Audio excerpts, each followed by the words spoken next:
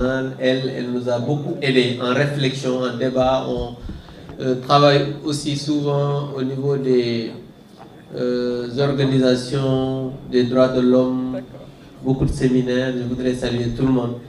Pour ne pas perdre beaucoup de temps, je salue tout le monde.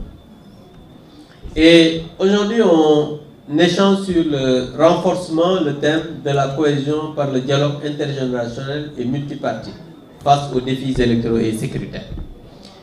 Et nous tous, nous savons que le Sénégal, quand même, est connu sur la scène internationale par la stabilité, par sa stabilité politique et sécuritaire remarquable. Ça, nous tous, nous le savons. Mais aujourd'hui, il faut se dire que sur le plan sécuritaire, on doit avoir quand même quelques problèmes et vous avez vu qu'on est entouré aujourd'hui par une ceinture de feu.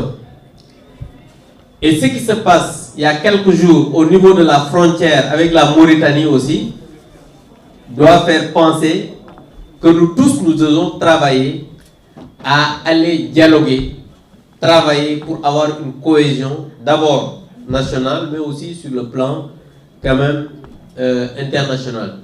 Et cette quiétude aussi est le résultat d'efforts concertés par l'engagement de tous les acteurs pour ancrer la paix et la cohésion sociale. C'est vrai, le Sénégal est un modèle parce qu'on parle d'exception sénégalaise.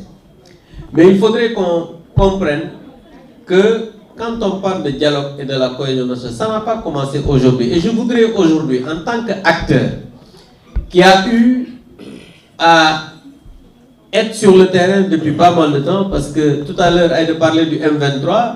Personnellement, j'ai travaillé avec le doyen Alioune Tine avant l'alternance de 2012, parce qu'on était dans le mouvement M23, parce que souvent, certains aujourd'hui pensent que le combat a commencé aujourd'hui.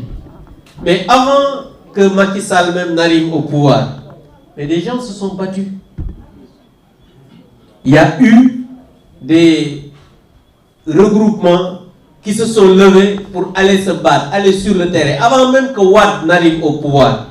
Certains se sont battus pour que la démocratie soit ce qu'elle est aujourd'hui. Si aujourd'hui, on peut avoir des élections libres, transparentes, démocratiques, c'est parce qu'il y a eu des générations qui se sont battues pour qu'on en arrive là. Et c'est pourquoi je dis, il faudrait que ceux qui sont dans l'espace aujourd'hui, quand je dis dans l'espace, c'est pouvoir comme opposition, savent que le Sénégal, on ne peut pas développer le Sénégal, surtout quand on est au pouvoir, si on ne sort pas un dialogue. Ça, il faut que les gens le sachent. Quand il n'y a pas un dialogue constructif, on ne peut pas développer ce pays. Et je voudrais donner comme exemple en 2000, parce que souvent, les événements de 2021 et 2024. Certains ont pensé que c'était un régime qui était là. Ce n'est pas le politique qui parle, hein, c'est l'analyste scientifique qui parle parce que j'ai vécu ces situations. Certains pensaient que c'était un régime répressif, qu'il n'y avait pas eu de discussion, il n'y avait pas eu des médiateurs, mais c'est totalement faux. Un jour, quand la situation était très, très, très compliquée, et que personne ne se parlait. C'est un matin à 7h du matin que doyen Alioune Tine est venu chez moi. 7h du matin.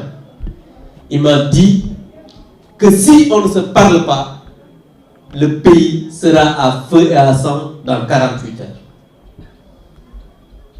Je lui ai dit, mais doyen, nous, on est... Voilà, on se parle, mais pour parler... Il faut être deux. Il m'a dit que moi, je suis prêt à voir tout le monde. Mais là, il faut que dans la journée que je vois le président de la République. Et on a fait ce qu'on devait faire. On est parti voir le président Niang. J'ai appelé le président de la République. Le président de la République l'a reçu. Avec d'autres. Il a reçu d'autres. Et dans la journée, énormément de questions ont été réglées à cause de cela. Ce que les gens ne savent pas. Parce que les gens croient que oui, les gens se sont levés, sortis de prison pour être... Diomaye est sorti de prison pour aller au palais directement. Mais il y a peut-être quelqu'un qui est là aussi, faisait partie de l'audience avec le président, pour dire simplement que c'est un processus. Parce que en 2024, avec tout ce qui s'est passé de 2021 à 2024, on ne pouvait pas, par exemple, faire des élections libres, transparentes, démocratiques et le lendemain, tout le monde va travailler sans que rien ne se passe. Mais c'est parce qu'il y a eu des choses qui se sont passées. Il y a eu des médiateurs, des gens qui étaient de tous les côtés, je dis bien, parce que de l'opposition, du pouvoir, de la société civile. Il y a aussi à l'Assemblée nationale, parce que souvent on parle de la loi d'amnistie. Je sais que dans ce pays, il n'y a pas 3 personnes qui connaissent mieux ce qui s'est passé par rapport à cette loi-là. Parce que c'est moi qui avais porté cette loi parce que j'étais le président du groupe parlementaire de la majorité. C'est pourquoi souvent vous m'entendez dire à ces gens-là, il faut vous taire parce que vous ne savez pas ce qui s'est passé. Parce qu'il y a énormément de choses qui se sont passées. Donc souvent je dis oui, on n'est pas demandeur, on n'a jamais demandé. En tout cas, la seule chose que je dis, c'est que jamais ce pouvoir-là ne supprimera cette loi d'amnistie. Ça, je le sais. C'est tout ce que je peux dire pour le moment. Peut-être un jour, quand on va écrire nos mémoires, peut-être on reviendra sur ça. Mais en tout cas, pour dire simplement qu'il faut qu'on privilégie le dialogue, surtout dans notre société actuelle. Parce que le Sénégal a besoin quand même de toutes ses forces politiques, scientifiques. Et quand on parle de dialogue intergénérationnel, je pense que ce panel peut bien être illustratif par rapport à ça, parce que nous tous, à l'ultime, on dit tonton allume, certains disent papa allume, parce que quand même, quand il a commencé à se battre pour les libertés, pour la démocratie, pour les droits de l'homme, peut-être certains d'entre nous n'étaient même pas encore nés. Certains ne savent même pas qu'Alioune est un professeur d'université. Certains pensent que c'est quelqu'un qui a passé son temps à se battre pour les droits humains parce qu'on le connaît sur ce terrain.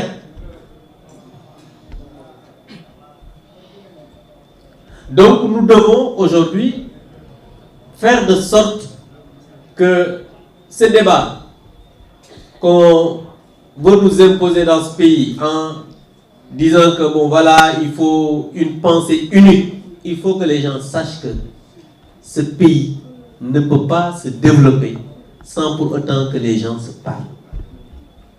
Il faut que les gens se parlent. On peut ne pas être ensemble, hein, parce que je disais tout à l'heure que chacun a sa spécificité dans ce qu'il fait. Moi, par exemple, je suis de l'opposition. Aïda l'a dit tout à l'heure, peut-être il y a certains qui sont du pouvoir ici, d'autres sont de la société civile, mais ce n'est pas ça qui est le plus important. Parce que le plus important, c'est le Sénégal.